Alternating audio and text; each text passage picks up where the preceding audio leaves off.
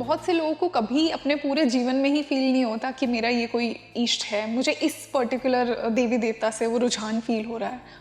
ऐसा क्यों? इष्ट ही हमें चुनता है, इष्ट ही हमें समझाता है, इष्ट ही हमें वहाँ भेजता है। इसको मैं अपने रामकृष्ण परमहंस जी के शब्दों में बोलूँगा, शकली तुम्हारी इच्छा माँ, अच्छा मई तारा तुम्ही, तुम्हार कर्म तुम ही करो माँ, लोके बोले करे आदि। कि सब कुछ तुम ही करती हो, पर लोग समझते हैं कि मैं कर रहा हूँ। जैसे मीरा के लिए रविदास जी हैं, कबीर के लिए रामानंद जी हैं, विवेकानंद के लिए रामकृष्ण हैं। तो क्योंकि आप उसको हार्ड मास में साक्षात देख रहे हो, अनुभव कर रहे हो, वो जागती हुई ऊर्जा, वो जागता हुआ चैतन्य, वो जागता हुआ सब कुछ आपके सामने है। परमात्मा को तो जब पाओगे तब पाओगे, गुरु तो पा लिया। और अगर आपने अपनी श्रद्धा उसमें स्थापित कर ली कि यही मेरे सर गुरु ब्रह्मा गुरु विष्णु गुरु देवो महेश्वर गुरु साक्षात पर ब्रह्म तस्मै श्री गुरुवे नमः, ऐसा शास्त्र कहता है ना। ये अंधभक्ति अंधश्रद्धा नहीं है। गुरु कैसा है उसकी तरफ मत देखना, तुम अपने भाव की तरफ देख लो, तुम समर्पित हो जाओ, तो वो गुरु अपने आप जो है वो परमात्मा स्वरूप हो जाते हैं। बहुत से लोग ना इष्ट उन्हें कभी मिलता नहीं है, ढूंढना नहीं चाहते, वो अपने गुरु को ही सब कुछ समझते हैं। उन्हें लगता है कि गुरु ही परमात्मा की फॉर्म में उनकी लाइफ में आ गया है, गुरु बनकर। तो गुरु सुप्रीम है या इष्ट सुप्रीम है? पहले के ज़माने में हमारे जो पूर्वज थे वो बहुत इंपॉर्टेंस देते थे कुल देवी को। आजकल लोगों को पता ही नहीं है कि कौन है उनकी कुल देवी, भूल गए, उन्हें पता ही नहीं है कि कैसे ढूंढा जाए, कैसे उनका हवन किया जाए। कुल देवी जिसको नहीं पता हो तो कैसे, ये एक मेथड है। पर जिनको किसी भी तरह से कनेक्ट होते पता है कि मेरे गांव में मेरे कुल देवी ये हैं वो हैं, तो कम से कम साल में एक बार, वर्ष में एक बार आप जा सकते हो तो बहुत अच्छा, नहीं भी जा सकते हो तो उनके निमित्त वहाँ पर कोई डोनेशन भेज दो उस मंदिर के अंदर। जीवन में गृहस्थी में कष्ट आने का कारण ही इतना होता है कि हमने अपने कुल देव को बुला रखा है। इसीलिए हमारे नित्य पूजा के श्लोक में इस लाइन को जोड़कर रखा गया है ऋषियों द्वारा, इष्ट देवता व्यो नमः, कुल देवता व्यो नमः, जिस ग्राम में ग्राम देवता व्यो नमः, जिस स्थान पे स्थान देवता व्यो नमः, जिस घर में वास्तु देवता व्यो नमः, सर्वेभ्यो देवेभ्यो नमः, सर्वेभ्यो ब्राह्मणेभ्यो नमः। अब किस किस फॉर्म में वो स्ट्रगल दिखेंगी अगर आप अपनी कुलदेवी से अपना कनेक्शन स्थापित नहीं करते हैं, नहीं स्ट्रॉन्ग करते हैं, नहीं उस माँ को याद करते हैं जिसने आपको जन्म दिया है?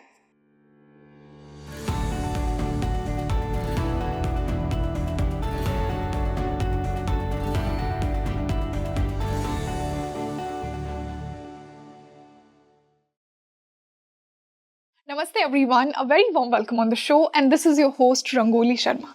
देखिए, आज का पॉडकास्ट ना आपके लिए बहुत ज़्यादा इंपॉर्टेंट होने वाला है, इसको बिल्कुल भी मिस मत करना, क्योंकि कहीं ना कहीं आपके इष्ट देव और आपकी कुल देवी ही चाहती हैं कि आप उन्हें ढूंढें, इसीलिए आपने आज के इस पॉडकास्ट पर क्लिक किया होगा।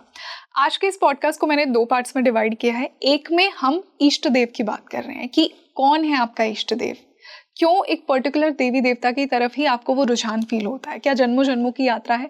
अगर महादेव आपके इष्ट हैं, अगर हनुमान जी आपके इष्ट हैं, अगर श्री कृष्ण आपके इष्ट हैं, तो क्यों उन्होंने ही आपको अपना भक्त चुना? क्या सोल रिस्पॉन्सिबिलिटी आप लेकर आए हैं? कैसे आप ढूंढ सकते हैं अपने इष्ट को?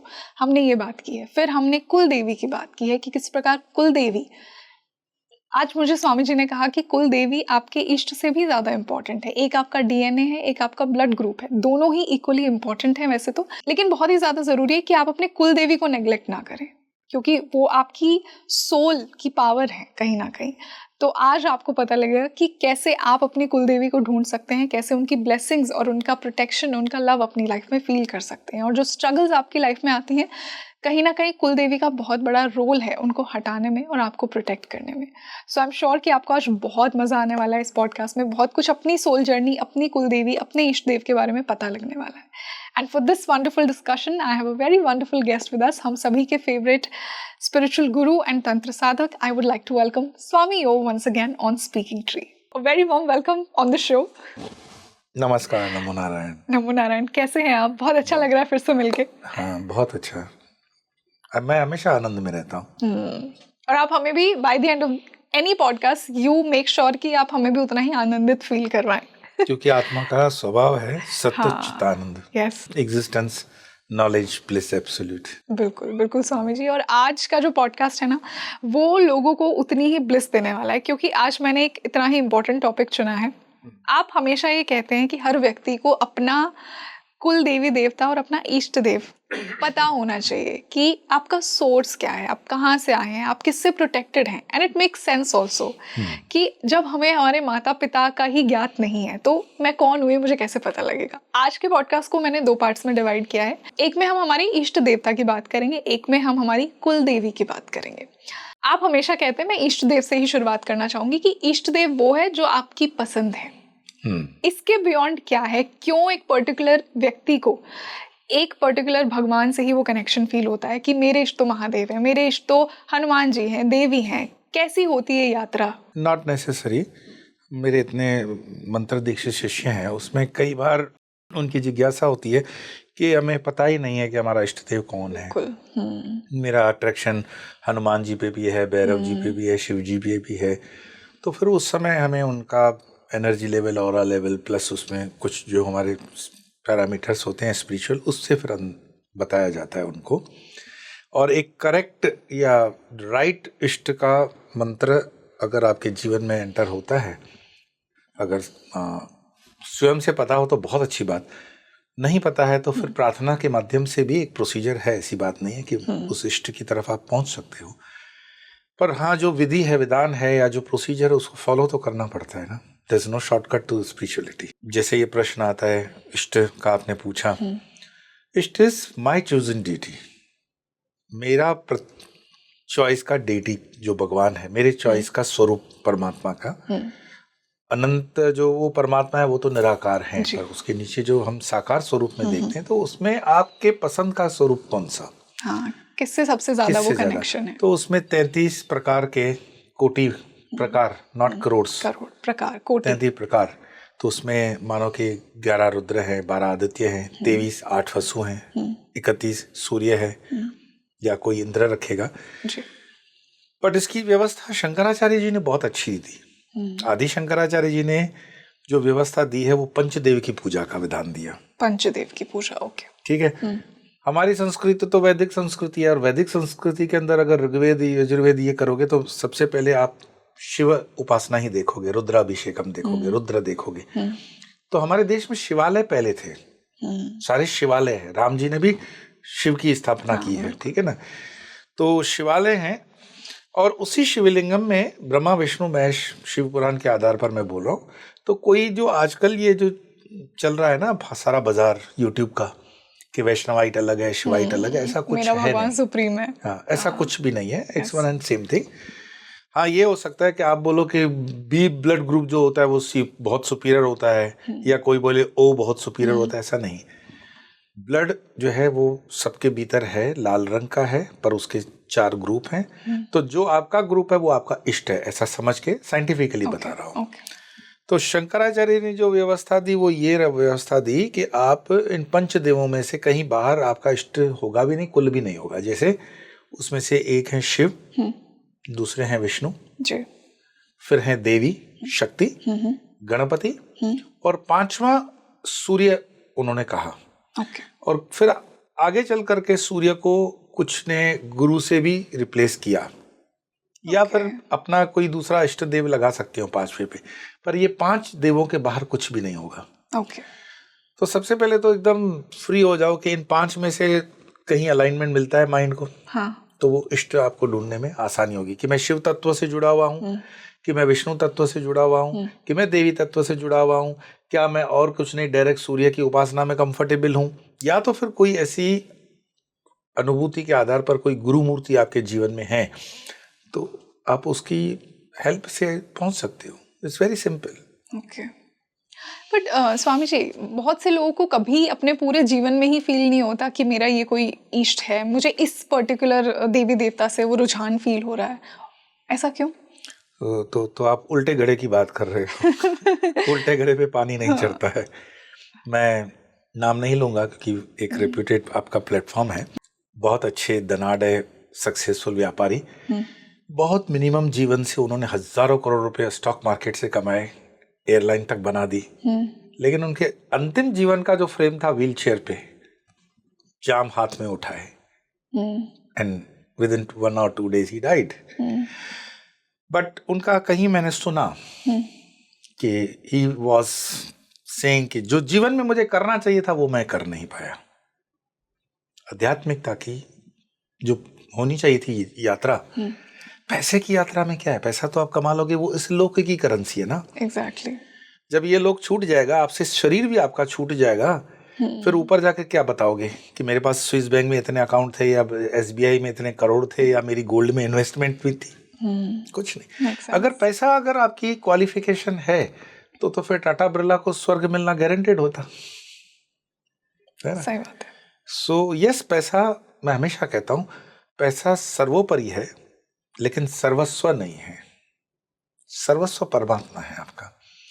तो मनुष्य जीवन का जो ध्येय है, मनुष्य जीवन का ध्येय है कि अध्यात्म की यात्रा में वो स्वरूप, अपने स्वस्वरूप का कम से कम ज्ञान कर ले। मैं कौन हूँ, मैं कहाँ से हूँ, क्यों हूँ, मेरे जीवन का उद्देश्य क्या है। और ये चीज़ दूसरे धर्मों वाले आप देखोगे बचपन से उस प्रैक्टिस में आ जाते हैं। हिंदू का बच्चा अगर सदगति से बचपन में थोड़ा सा श्लोक पढ़ भी ले तो माँ ही उसे बोलती है पंडित बनेगा क्या। हाँ, पंडिताई करनी है। मंदिर की तरफ अगर उसका रुझान हो जाए। मेरे कई ऐसे शिष्य हैं क्योंकि टीनेजर्स मेरे से बहुत प्रभावित होते हैं, तो वो दबी दबी जबान में बोलते हैं, मम्मी कहती है गायत्री मंत्र की दीक्षा अभी नहीं लेनी है।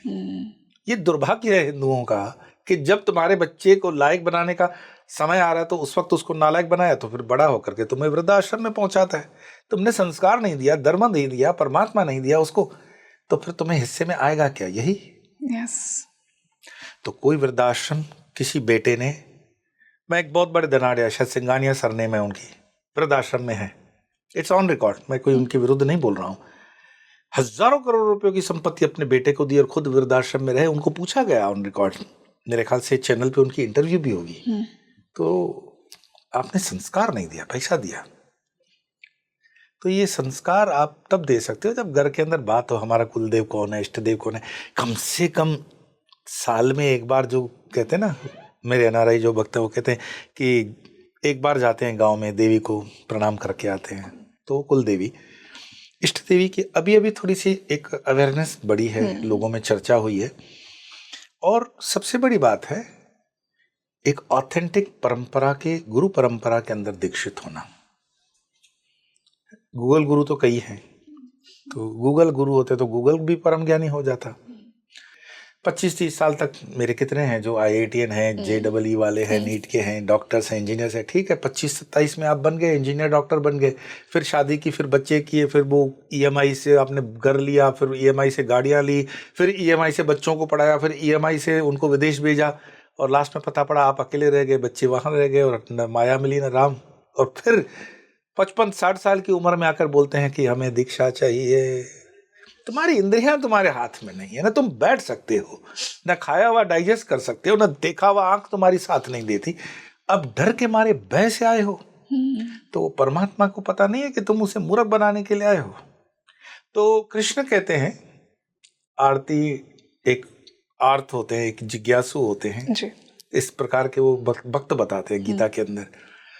तो जिज्ञासा से आ जाए, अथा तो ब्रह्म जिज्ञासा ब्रह्म सूत्र, लेकिन वो तब होगा जब परिवार में बात तो हो।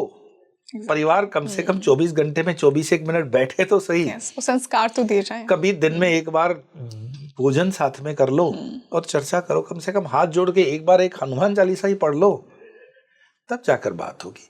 हम सबसे विहीन हो गए, श्राद्ध से विहीन हो गए, श्रद्धा से विहीन हो गए, शास्त्र से विहीन हो गए, शस्त्र से विहीन हो गए। 1000 साल की गुलामी ऐसे नहीं आई, दोष हमारा था। बट बहुत अच्छी बात है कि युवान जग रहा है, आध्यात्मिकता जग रही है, देश दुनिया में सनातन की एक ध्वजा जो है वो, उसकी एक फील आ रहा है कि हो रहा है, चीजें हो रही है।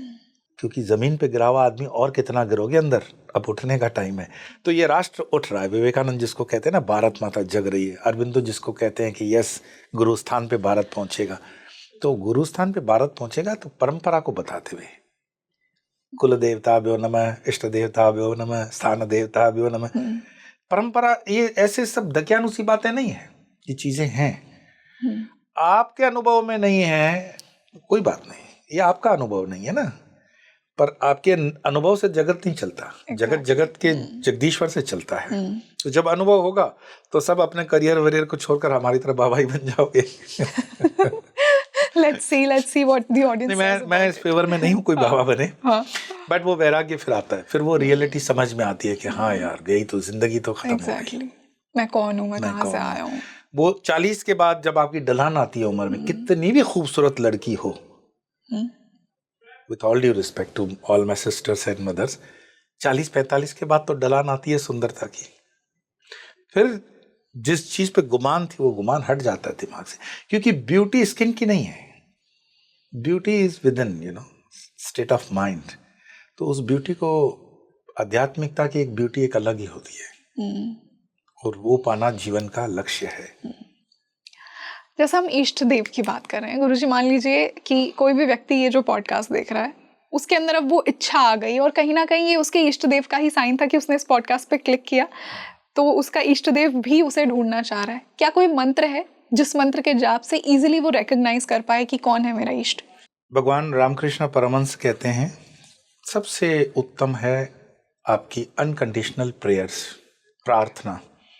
जीवन में जो भी नहीं है उसके लिए प्रार्थना कर दो। वो नहीं, एक कहीं पर वाक्य मैंने सुना था, वो कॉस्मिक जो है ना, वो कॉस्मोस पूरा आपके लिए, हाँ, अगर किसी चीज को दिल से चाहो, हाँ, पूरी कायनात तुम्हें उससे मिलाने की कोशिश में लग जाती है। Something like that. मैंने मतलब क्योंकि हम अपने युवाओं से मिलते हैं तो इस तरह की ये चीज बॉलीवुड वाले भी समझते हैं, तो बहुत बड़ी बात है। It's a very famous quote by Paulo Coelho, जिसको एक मूवी में यूज किया गया था। ये तो पूरी वो कॉन्स्पिरेसी करता है आपकी सक्सेस के लिए। आपकी प्रार्थनाएं व्यर्थ नहीं जाती हैं, इसीलिए कहते हैं ना कि किसी की आह मत लेना।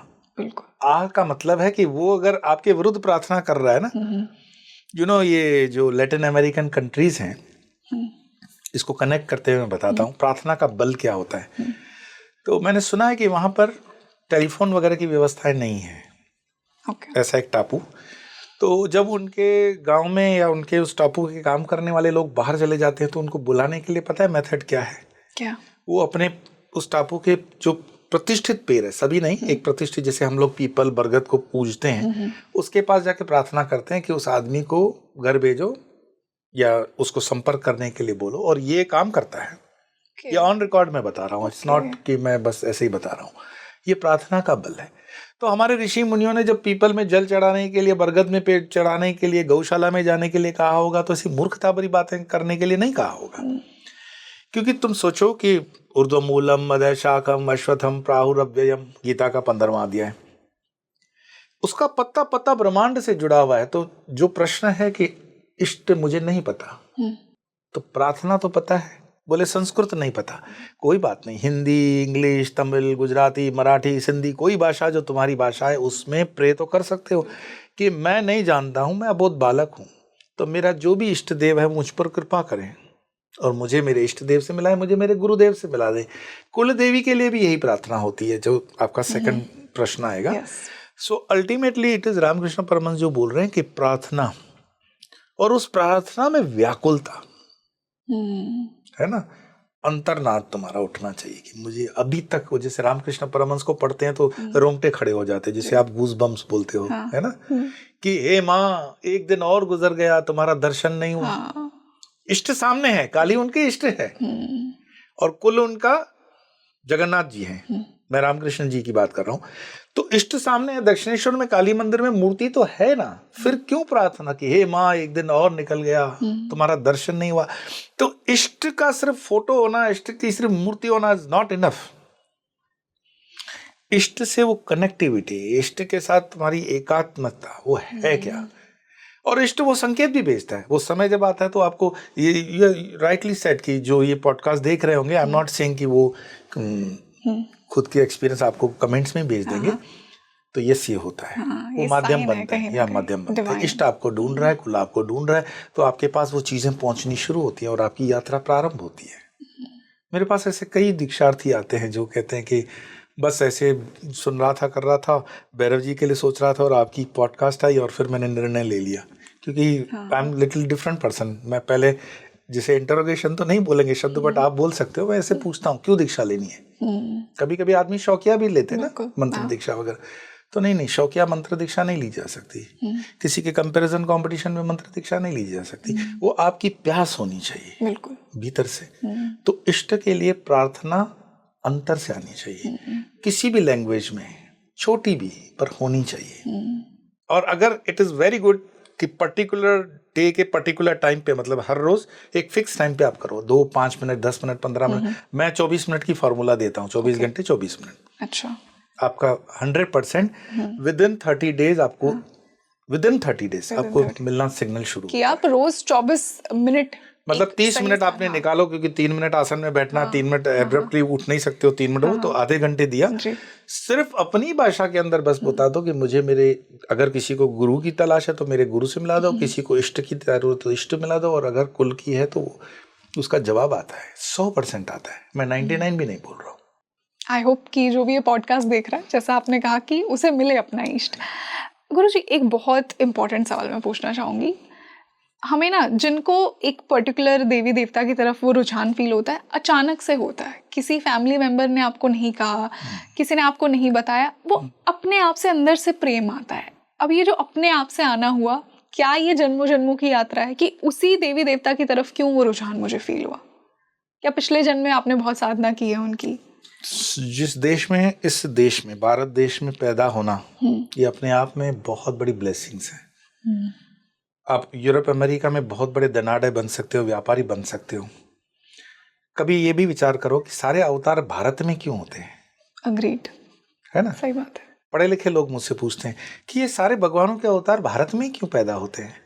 तो मैंने कहा कि विशेष प्रकार का अल्फांसो आम जो है वो महाराष्ट्र में क्यों होता है? तुम्हारे कनाडा अमेरिका में पैदा कर दो। और उन्होंने करके देख भी लिया, ना वो ऐसा स्वाद ला पाए, ना वैसी खुशबू ले पाए। तो जैसे आपके घर के अंदर 4 रूम 5 रूम का बेडरूम हॉल फ्लैट है या बंगलो है, तो उसमें एक पूजा का घर का एक अलग 10 बाय 10 का एक कमरा है, ठीक है? उसी में टॉयलेट बाथरूम्स की भी अलग व्यवस्था है। मुझे बताओ, अगर हर घर आपका है, कमरा आपका है, जमीन आपकी है, सारी व्यवस्था आपकी है, तो भगवान के मंदिर के लिए सेपरेट जगह वहां बनाने से में क्या फर्क है? किचन में क्यों नहीं पूजा करते हो, टॉयलेट में क्यों नहीं पूजा करते हो? तो आप फील करते हो ना कि this is auspicious place, corner, अलग। तो इस पूरे जगत का, इस पूरे पृथ्वी का पूजा घर भारत भूमि है। व्हाट अ ब्यूटीफुल आंसर, कितने अच्छे तरीके से आपने नहीं, ये आंसर नहीं है, मैं लॉजिक दे रहा हूँ। इसलिए अवतार जब भी होगा भारत में होगा। भारत देश में पैदा होना अपने आप में सौभाग्य है। ओशो रजनीश से पूछा गया था, why you came back to India? He said, whenever your spirituality will reach to that peak, you have to come to India. सबसे बड़ा तार्किक इस पृथ्वी का मैं कहूंगा व्यक्ति, संत, अवतार, जो भी आप मानते हो, ओशो, बड़े ड्यू रिस्पेक्ट के साथ वो भी कहते हैं कि भारत भूमि पुण्य भूमि है। विवेकानंद से पूछा गया नदियों के अंदर, जब वो यूके में थे, लंदन के अंदर की बात है, ब्रिटेन की, कि स्वामी जी आपके दृष्टि में कौन सी नदी जो है वो बहुत आप बड़ी मानते हो? तो बोला थेम्स नदी। थेम्स नदी वहां की है। तो वो शॉक्ड होकर को बोले, बट यू आर इंडियन, आपने गंगा नहीं कहा। बोले वो नदी थोड़ी है, वो माँ है मेरी। ये भाव है। तो इस देश में पैदा होना ये बताता है कि आप परिपक्व हो चुके हो आध्यात्मिकता के लिए। ये दुर्भाग्य है आपका कि अगर यहाँ पैदा होकर के भी आप चिंतन न कर सको, मनन न कर सको, और इस भूमि से जुड़े हुए, चाहे आप अमेरिका हो, लंदन हो, क्या फर्क पड़ता है? लेकिन आपके अंदर आध्यात्मिकता का अभी तक एक स्प्राउट, एक जिसको बोलते ना, एक बीज तक नहीं पैदा हो, ये दुर्भाग्य है आपका। वरना ये सनातन की भूमि है। बिल्कुल। और अगर आपने इसे महसूस कर लिया कि कितनी बड़ी ब्लेसिंग है कि आप यहाँ पैदा हुए, तो ये आपका सौभाग्य है। बिल्कुल। ये ऋषि मुनियों का राष्ट्र है। यहाँ जो परंपरा है, हजारों हजारों वर्षों की परंपरा है। हमारे पास जो गणनाएं हैं, सतयुग, त्रेता, द्वापर, ये कोई सिर्फ ऐसे अंग्रेजों ने इसको भ्रष्ट कर दिया मिथोलॉजी बोल करके। Myth, what is myth, what is mythology? अगर सनातन की चीज है तो वो मिथोलॉजी, और तुम्हारी जो सारी दकियानुसी बातें करते हो वो शास्त्र। तो जो शास्त्र को नहीं समझेगा वो तो कुछ भी बक सकता है, लेकिन हमने अपना जीवन दिया है, हमने अपने प्राण दिए हैं इसको समझने के लिए, लेकिन वो मुफ्त नहीं मिलता। या आप नाव में है ना, एक नाव में एक पांव रख करके या तो आप पदार्थ कमा सकते हो या परमात्मा कमा सकते हो। दो चीजें एक साथ नहीं होंगी। So beautifully said. तो आपको थोड़ा पदार्थ छोड़ना पड़ेगा। और जब कर्म फलीभूत होते हैं, आपने कहा छोटी उम्र का बच्चा, यस, ये जन्मों की यात्रा है, हजारों हजारों जन्मों की यात्रा है, और उसके अंदर मेमोरी, जैसे इसका पूरा शास्त्र के अंदर उल्लेखित है कि कैसे हम ये ग्रॉस बॉडी छोड़ते हैं तो फिर माइंड सब्टल बॉडी चलती है, कैसे मन के साथ उसके संस्कार चलते हैं, उसकी मेमोरी चलती है। इसीलिए देख रहे हो वेजिटेरियन परिवार के अंदर नॉन वेजिटेरियन बच्चा पैदा होता है, नॉन वेजिटेरियन में वेजिटेरियन होता है, 4 साल का बच्चा तबला बजाता है ना। तो ये संस्कार है, ये सब उसके पूर्व की मेमोरीज हैं। और जब ऐसी मेमोरीज जागृत होती हैं तो संत शरीर आ ही जाता है, चाहे वो फिर वो ज्ञानेश्वर के रूप में हो, चाहे वो तुकाराम केश हो, चाहे वो कबीर हो, चाहे वो मीरा हो। So that's a beauty. Swami ji, ऐसा भी होता है कि जिस देवी देवता की तरफ आपका रुझान है, कहीं ना आपके अंदर वो क्वालिटीज आप इनकलकेट कर लेते हैं। अगर आप शिव की तरफ जाएंगे तो एक डिटैचमेंट आ जाता है आपका दुनिया से। इज इट ऑल्सो ट्रू कि जो हमारा इष्ट है हम पूरे ही उसके जैसे बन जाते हैं?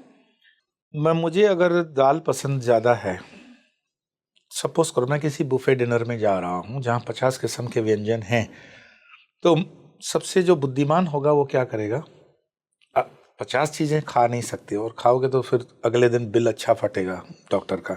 It's not advisable also. अध्यात्म में भी आपके पास बहुत सी मार्ग हो सकते हैं, पर रामकृष्ण उसमें कहते हैं जतो मत ततो पथ। तुम्हारा जैसा मत होगा या मति होगी या बिलीफ होगा, वही तुम्हारा पथ होगा, पाथ होगा। जतो मत ततो पथ, it's one of the most practical scientific statement. इससे बड़ा स्टेटमेंट मैं समझता हूँ वेदांत में नहीं आ सकता। इतना ब्रॉड माइंड होकर के ये देना कि ये समन्वय बताता है सभी चीज़ों का। आप शिवाइट हैं, ठीक है, आपका मत आपको मुबारक, आप पहुंच जाओगे। आप वैष्णवाइट हैं, कोई बात नहीं। आप साकार में हो, निराकार में हो, है ना, सूर्य के उपासक हो, जतो मत ततो पथ, पहुंच जाओगे। तो मैं शादी में गया हूँ और ब्याह में गया हूँ, तो 50 चीज़ों के अंदर मैंने अपनी फेवरेट दाल और एक सब्जी और रोटी खाई। मुझे फिर नहीं देखना कि वहाँ दूसरा क्या है, मुझे डाइजेस्ट भी नहीं होगा, ठीक है। उसी तरह से इस पृथ्वी पर जब मैं आया हूँ तो बाय डिफॉल्ट मेरे अंदर जो मेरी लाइकिंग्स हैं, एक परिवार के अंदर होता है, कोई बच्चा प्याज की सब्जी नहीं खाता, कोई खाता है, तो माँ के लिए ऐसा नहीं होता है कि उसको घर से निकाल देगी, उसको थोड़ा सा अलग बना करके व्यवस्था कर दी जाती है। तो परमात्मा भी उतने ही प्रेम से अपने उस साधक का ध्यान रखते हैं।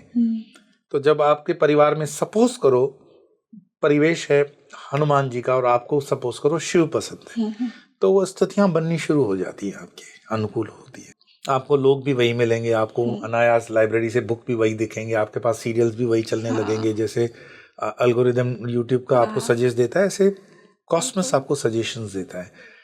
ये आपने देखा भी होगा कि जब आप कोई कार लेने की सोचते हो, और स्पेशली आपने कार लेने की सोची, फिर आप सब कार्स को देखते हो, फिर आपने जीरो कर दिया कि मैं मारुति की कार को लूँगा, ठीक है, तो आपको फिर वो मारुति कार दिखनी शुरू होती है, फिर आपको वो पर्टिकुलर कलर बार बार रोड पे दिखने शुरू होते हैं। वो कार पहले भी उतनी विद्यमान थी जितनी पहले सोचने के पहले थी, बट हमारा फोकस ऑफ माइंड अब होना शुरू है। तो हमारा जो चिंतन जिस चीज़ में बढ़ाएंगे हम, वो चीज़ हमें ज़्यादा से ज़्यादा अनुभव में आती है। तो जितना हम अपने इष्ट का चिंतन करेंगे, जितना हम कुलदेवी का चिंतन करेंगे, जितना गुरु का चिंतन करेंगे या जितना देव का चिंतन करेंगे, वो चिंतन रिफ्लेक्ट होता है माइंड में। स्वामी जी, एक बहुत इंपॉर्टेंट सवाल है, एंड आई एम श्योर कि अपने इष्ट देव के लिए बहुत लोगों के मन में सवाल आता है जीवन में किसी ना किसी पॉइंट पे। आपकी शुरुआत एक देवी देवता से हुई, आपको लगा ये मेरे इष्ट हैं, कुछ समय बाद ऐसा हुआ कि आपका रुझान बदल गया, आपको देवी से वो कनेक्शन महादेव की तरफ चला गया, हनुमान जी की तरफ चला गया, श्री कृष्ण की तरफ चला गया। तो यहाँ से मेरा सवाल यही आता है कि क्या हमारा इष्ट थ्रू आउट आवर लाइफ एक ही रहता है, और जिनको ऐसा अलग अलग फील होता है वो क्यों होता है? प्रेफरेबली जो मैच्योर्ड साधक होते हैं, अध्यात्म के जो मैच्योर्ड साधक हैं, मैच्योर्ड कहने का मतलब मैं इस जन्म की नहीं बोलता हूँ, अनंत जन्मों की यात्रा की। जैसे मेरे पिछले जन्मों में भी सपोज करो मैं काली का उपासक हूँ, उसके पहले भी मैं काली का हूँ, थोड़ा भटकाव आया, थोड़ी सी मेरी ऐषणाओं के कारण इधर उधर चला गया, फिर मैं आऊँगा काली में और मैं काली में स्थित हो जाऊँगा। ये हुआ मैच्योर्ड साधक, जन्मों की यात्रा। जो आपने कहा कि कभी 3 साल इसमें रहा, 4 साल उसमें रहा, भटकाव है अभी, उसकी हम बोलेंगे मैच्योरिटी ऑफ दैट स्पिरिचुअलिटी जो होनी चाहिए उतनी नहीं है। पर उसकी साधना कहीं गलत मार्ग पे नहीं है, वो साधना व्यर्थ भी नहीं जाएगी, और ऐसा भी नहीं है तो कहीं पे भगवान कोई नाराज हो जाएगा। भगवानों को आप अलग देखते हो, भगवान तत्व स्वरूप एक ही है, वो परब्रह्म परमात्मा एक ही है, और फिर उसकी अभिव्यक्तियां अलग अलग हैं। एकम सत्यम बहुधा वदंती, सत्य एक है। हाँ, अपने देश, काल, परिस्थिति और पात्रता के अनुसार ये थोड़ा बहुत बदलता रहता है। इसमें फिक्स आपका करवाता है जो गुरु होता है। हम क्यों गुरु तत्व पे ज्यादा जोर देते हैं कि so many decisions you can't take, so the better option always you go to the master, the great master. I'm not saying only आपका गाइड हो, मेंटर हो, no no, go to your great master, gurus, गुरु ब्रह्मा, गुरु विष्णु, गुरु देवो महेश्वर। वो उसके साथ थोड़ा सा समय गुजार लें, है ना, थोड़ा सा उनको अपने बारे में जानने दें, ओपन अप हो जाएं, ओपन अप माइंड को खोल दें, तो वो यात्रा और सुलभ हो जाती है। फिर गुरु जो आपको सजेस्ट करते हैं मंत्र या आपका इष्ट से, वो बराबर मिलान फिट बिठाते हैं। ओके। एक होता है बार बार खर्चा करके रूम का दरवाजा चेंज कर रहे हैं, तो कभी किस कारण दरवाजा बदलना पड़ रहा है।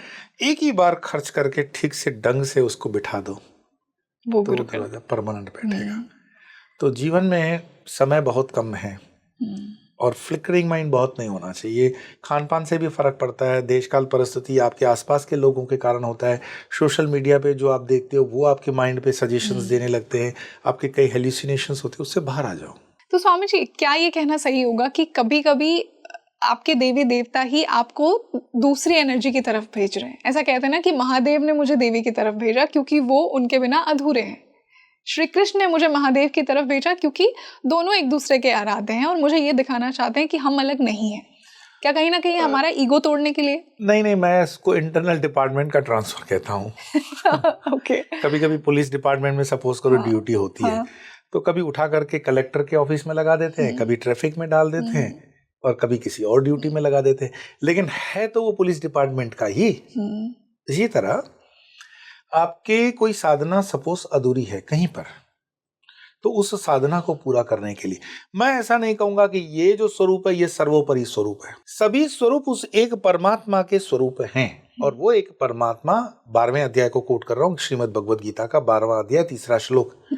कृष्ण कहते हैं, हे अर्जुन, वो सर्वोपरि परमात्मा निराकार है, लेकिन उस निराकार को स्टार्टिंग से आप साधना नहीं कर सकते हो। आप उसके लिए मैच्योर्ड हो, आपकी तैयारी नहीं होगी, इसीलिए उसका आधार लेना पड़ेगा आपको। इसीलिए आपको साकार से प्रारंभ करना पड़ेगा। गीता का 12वां अध्याय भक्ति योग का 3रा-4था श्लोक।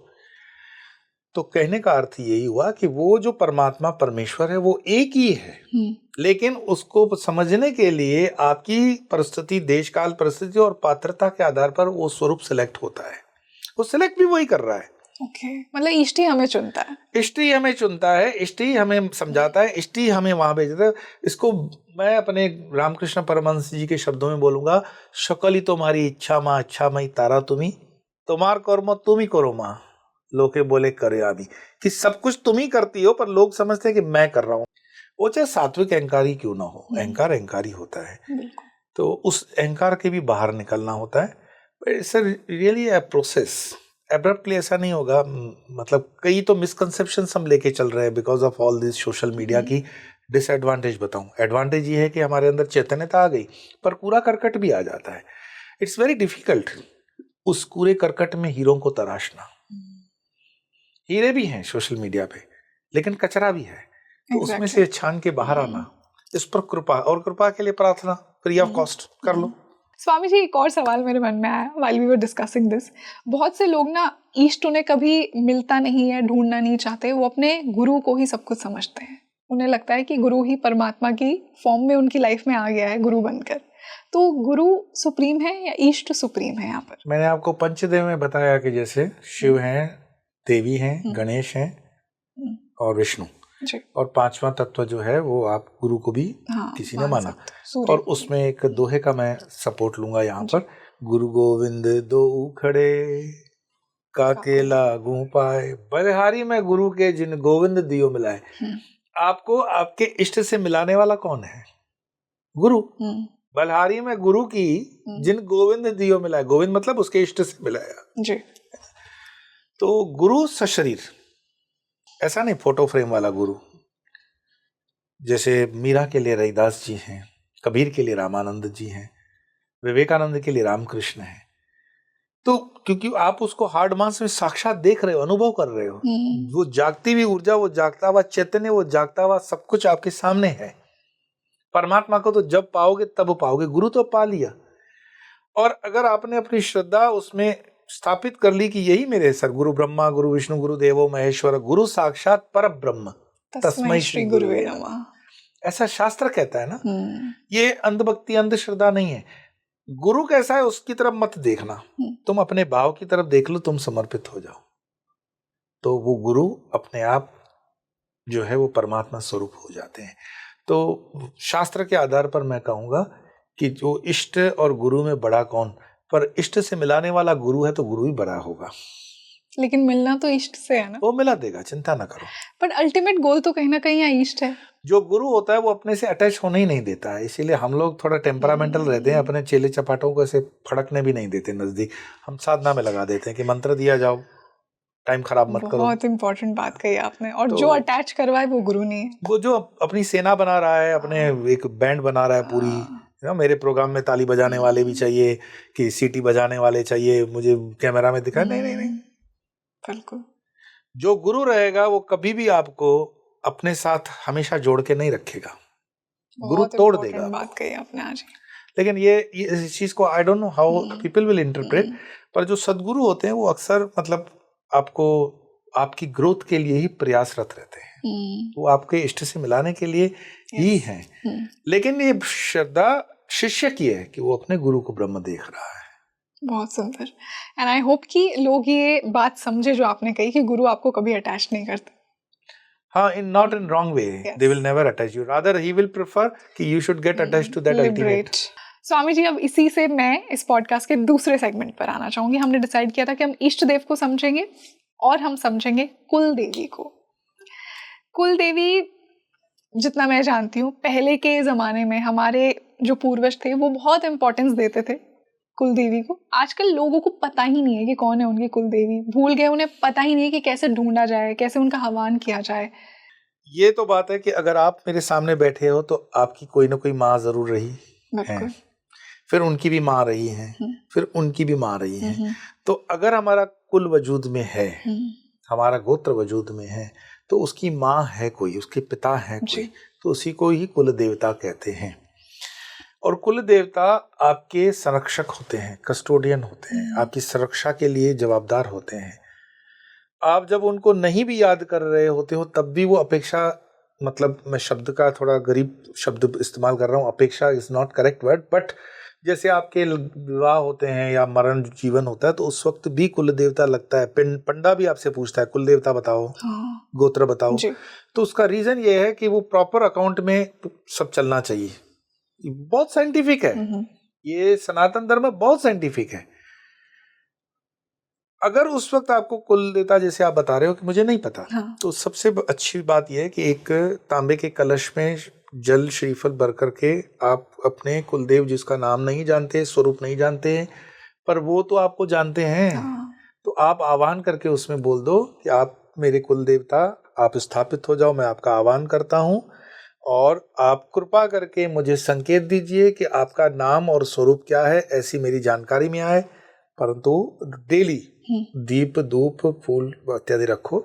मैं कहता हूँ ये भी बहुत लिमिटेड डेज के अंदर, अगर आपकी प्रार्थना में सचमुच में इंटेंसिटी है तो मैं तो कहता हूँ 30 दिन के अंदर संकेत मिल जाते हैं आपको, अगर वो भाव स्ट्रॉन्ग है, ढूंढने का ये हम मेथड लगा देते हैं तो उसको कुल देवता की वो इंडिकेशन आ जाती है। लेकिन कंटिन्यूस आपको प्रार्थना रखनी पड़ती है और वो कलश के अंदर आपकी कुल देवी या कुल देवता जो भी हैं, हुएवर सो में भी, उसको आप प्रार्थना करें तो ये चीज काम करती है।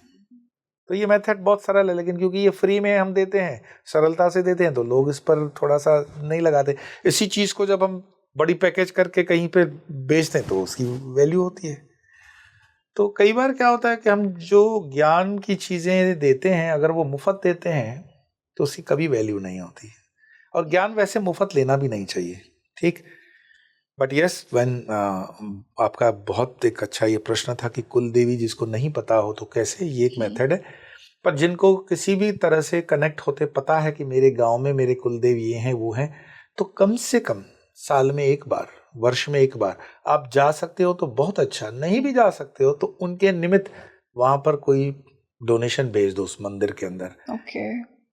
दिए का तेल है, दिया है, चुन्नी है, मिश्री है, मिठाई है, फल है, भेजो। पत्रम पुष्पम फलम तोयम, depends on your economical situation. मैं नहीं बोलता हूं कि आप जाकर के बड़े इंडस्ट्रियल हाउस की तरह 1 किलो सोना चढ़ा दो, नहीं, पर भाव तो चढ़ा सकते हो। तो पत्रम पुष्पम फलम तोयम यो में भक्त्या प्रयच्छति, श्रीमद् भगवद गीता के श्लोक के आधार पर कम से कम पत्रम पुष्पम उसको समर्पित करें, और आप देखेंगे कि जीवन में बहुत कुछ, जैसे ही आप कुलदेवी के समक्ष चले जाते हो, आपके जीवन के लगभग सारे कष्ट दूर होने शुरू होते हैं। जीवन में, गृहस्थी में कष्ट आने का कारण ही इतना होता है कि हमने अपने कुलदेव को बुला रखा है। ओके। इसीलिए हमारे नित्य पूजा के श्लोक में इस लाइन को जोड़कर रखा गया है ऋषियों द्वारा।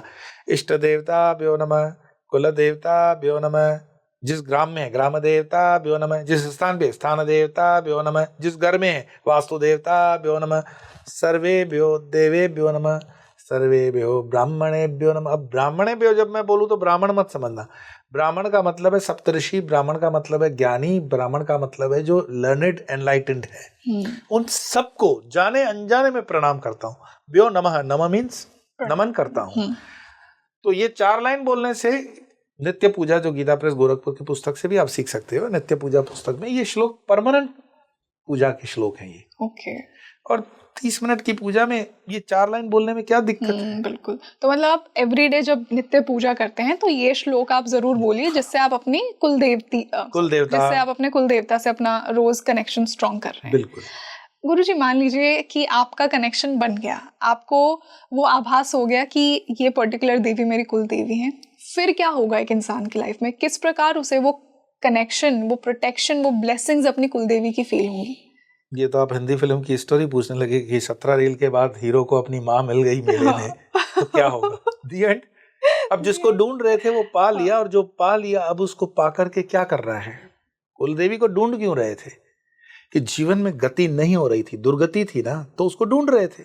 आध्यात्मिक उन्नति नहीं हो रही थी, पैसे में दिक्कत थी, फैमिली में क्लेश था, शादियां नहीं हो रही थी, बीमारियां थी, वो पा लिया। अब उसको क्या करना है? जब माँ मिल गई तो माँ का षोडशोपचार पूजा में पहले क्या करते हैं? चरण वंदन करोगे, पाद्य दोगे, अर्घ्य दोगे, भोजन दोगे, प्रसाद दोगे, कपड़े दोगे। कहने का मतलब फिर उस देवी की आराधना का जो मेथड्स हैं वो साल में 1-2 बार तो पूजा षोडशोपचार करवानी चाहिए हमें। नित्य पूजा में तो ठीक है, पत्रम पुष्पम चल जाता है, पर अच्छे ओकेजन जैसे दिवाली है, जैसे मानो कि नवरात्रि है, तो उस ओकेजन्स के अंदर उनके श्रृंगार की, चुन्नी की या फूलों की थोड़ी अच्छी व्यवस्था करने से उनको प्रसन्नता होती है। आप ये मत सोचो कि 2-50 रुपए के आप अगर फूल चढ़ाते हो तो भगवान को उसकी आवश्यकता है। वो पैदा करने वाला वो है, आपके 50-100 रुपए के फूलों से क्या लेना? हम कौन होते हैं उसे देने वाले, जिसने हमें सब कुछ दिया? जैसे हम सपोज करो टीन एज में होते हैं, अपनी कमाई नहीं होती है, पॉकेट मनी से पैसे बचा करके पिताजी को जब हम हैप्पी बर्थडे का एक पुष्प गुच्छ देते हैं तो पिताजी कितने खुश होते हैं। अरे कहाँ से लाया तू पैसे? नहीं, वो तो मैंने पॉकेट मनी से। ऐसे अपने को थोड़ा सा कष्ट देकर करके अगर परमात्मा के लिए कार्य करते हो तो परमात्मा को आपकी किसी वस्तु की आवश्यकता नहीं है, but it shows your gratitude. और नहीं भी कर सकते हो, बड़े दरिद्रता से गुजर रहे हो, तो शब्द की दरिद्रता क्यों दिखा रहे हो? से एटलीस्ट इष्ट देवता भ्यो नमः, कुल देवता भ्यो नमः, ग्राम देवता। तो मैं मानता हूं कि कपटता नहीं चलती परमात्मा के आगे, कपटी एटीट्यूड आपका नहीं चलता, दोगलापन नहीं चलता। उन्हें तो आपके भाव का पता है, और आप छिपा करके भी जाओगे तो वो सब जानता है, वो सर्वोपरि है। So open your heart, at least गुरु के सामने भी हो तो गुरु के सामने हमेशा ईमानदार रहना चाहिए। तो इसीलिए गुरु क्योंकि जीता जागता आपके सामने है, वो आपको परमात्मा से मिलाने का निमित्त बना है। और फिर जब मिल जाते हो तो फिर अल्टीमेटली तो वही गोल है, but you have to be very honest, you have to be very at least true to yourself. Swami ji, आपने मुझे एक बात कही कि अगर कोई अपनी कुलदेवी को नहीं पहचानता है तो जीवन में स्ट्रगल्स रहेंगी। किस किस फॉर्म में वो स्ट्रगल दिखेंगी अगर आप अपनी कुलदेवी से अपना कनेक्शन स्थापित नहीं करते हैं, नहीं स्ट्रॉन्ग करते हैं, नहीं उस माँ को याद करते हैं जिसने आपको जन्म दिया है? जितने भी विदेशियों की तो ठीक है, साइकोलॉजिकल जो भी डिसऑर्डर्स हैं उसके साइकिक मेडिसिन लेकर के वो खुद को सुला देते हैं, सोते रहते हैं। पर जितने भी मटेरियलिस्टिक आपके लिए परेशानियां हैं, नहीं बोलते हो मैं इतना पैसा कमाता हूं फिर भी पैसा बचता नहीं, तो पढ़े लिखे आदमी नहीं हो, तुम्हें नहीं पता पैसे कहाँ खर्च हो रहे हैं? पैसे खर्च हो रहे हैं उसका बिल्कुल अकाउंट भी है, ये ड्रेन हो रहा है, जहाँ नहीं जाना चाहिए वहां जा रहा है, बीमारी में जाएगा, मेडिसिन पे खर्च कर रहे हो, बेवजह के बच्चे बीमार पड़ रहे हैं, पढ़ाई लिखाई में फेल हो रहा है, घर का मेंटेनेंस अचानक से बढ़ जाएगा। ये चीजें अंधविश्वास की नहीं है, ये है इंडिकेशंस टू यू। जब आप अपनी माँ को अपने घर में न रख करके अनाथ आश्रम में रखते हो और खुद बहुत बगड़े बंगले में रह रहे हो, तो ठीक है, देखने समझने के लिए आजकल दुनिया में ये मतलब ट्रेंड है, कोई बहुत बड़ी बात नहीं है। बट टेल मी, उस माँ ने जिसने आपको बहुत स्ट्रगल से बड़ा किया, आपकी मतलब उसके मन से आपके लिए दुआएं निकलेगी या बद्दुआएं निकलेगी? ये जो पितरों की पूजा होती है ना, पितृ शांति के लिए यज्ञ वगैरह, हमने तो ये प्रत्यक्ष एक्सपेरिमेंट्स किए। मैं ये तो नहीं कहूंगा पूजा, एक पॉडकास्ट तो में हमने एक मतलब अतृप्त आत्मा आके बताती है कि इसने मुझे पानी नहीं दिया, इसने मुझे ये खाना नहीं दिया, और वो जब देते हैं तब जाकर के वो चलते हैं, तृप्त होती है। तो इसी तरह से कुल देवता भी तृप्त होना बहुत जरूरी है। हर पूजा में पहले कुल देवता ही लगेगा आपको, उसके बाद इष्ट आएगा। इष्ट पहले नहीं चलता है, कुल ही पहले चलेगा। पहले कुल देवता होगा, क्योंकि डीएनए आपका क्या है, डीएनए की जो ग्राफ होगी उसी के बाद डीएनए के अनुसार आपकी जो ट्रीटमेंट मेडिसिन की वर्ल्ड में होती है, तो डीएनए के बाद चलती है। ब्लड ग्रुप तो बहुत उसके बाद की बात आएगी।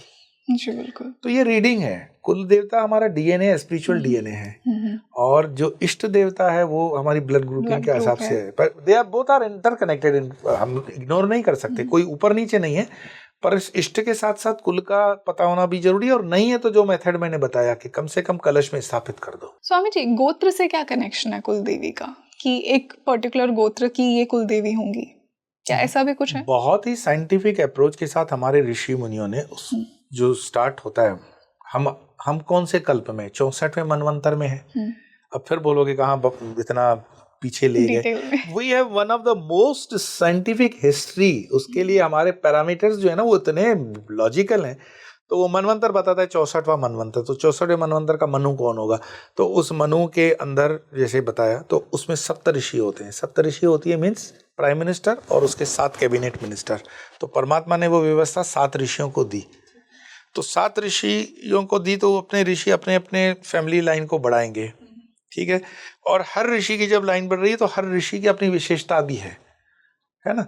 जैसे व्यास जी हैं तो व्यास जी का फिर लेखन का कार्य है। विश्वकर्मा जिस लाइनेज के अंदर आएंगे तो वो कंस्ट्रक्शन लाइन में चले जाएंगे। ऐसे हर एक की स्पेशलिटी है। और उसी तरह से हमारी वर्ण व्यवस्था है। गीता जी के अंदर श्लोक है, चातुर्वर्णम मया सृष्टम, मैंने 4 वर्णों की सृष्टि मैंने की है, कृष्ण कहते हैं।